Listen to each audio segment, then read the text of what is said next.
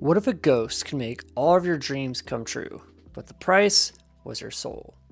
This is the premise behind the book Blue and Green, a jazz-infused horror story by Ranvi and Anand RK. This book dives deep into grief, obsession, and the pursuit of greatness. If comics with an element of music and a little bit of horror are for you, then you definitely want to like, comment, and subscribe before we dive in. Our story follows Eric Dieter, a gifted but struggling saxophonist living in New York. He teaches music, writes in solitude, but never releases anything. He's haunted by the artistic potential that's never been realized. When his mother dies of cancer, Eric returns home for her funeral. Their relationship was always cold and distant, and he never fully understood why. As he digs through the past, he finds a strange photo in her study, a man playing the saxophone, held by what appears to be a ghost. Eric's curiosity leads him into the local jazz scene, which is portrayed in the comic with moody shadows and smoky panels.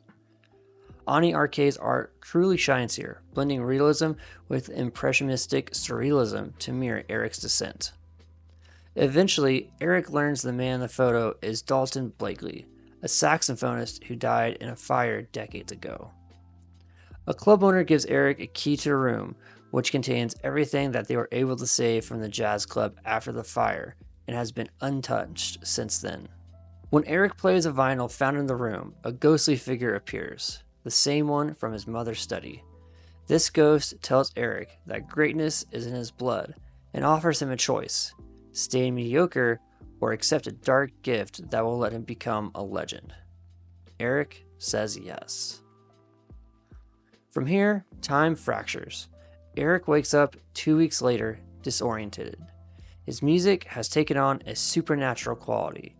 Strangers are entranced. Opportunities flood in, but everything comes at a cost. He performs again at his hometown jazz club, now run by an old classmate. The crowd adores him. His high school flame is there, and after the show, she reveals she's pregnant. This moment of human connection contrasts sharply with the isolation and ambition that's consumed Eric. Through an investigation, Eric learns that Dalton Blakely was his grandfather.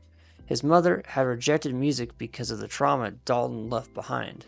The passion that Eric inherited was also a curse passed down through his blood. In a final confrontation, Eric torches his mother's diaries in a symbolic act of rejection.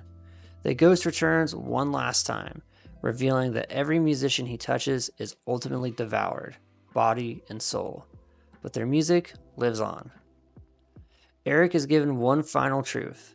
They both had a little bit of blue in their eyes, a subtle nod to the title and the idea that greatness, like music, can be beautiful and devastating. The story ends with Eric and the ghost consumed in flames. Blue and Green is a masterpiece in graphic storytelling. It uses jazz not just as an aesthetic, but as structure. Panels feel like improvisations, color bleeds like notes, and the narrative reflects the lonely, manic pursuit of the artistic perfection. This isn't a comic for casual readers. It demands to be felt. It explores the cost of creativity, the fear of being forgotten, and how trauma echoes across generations.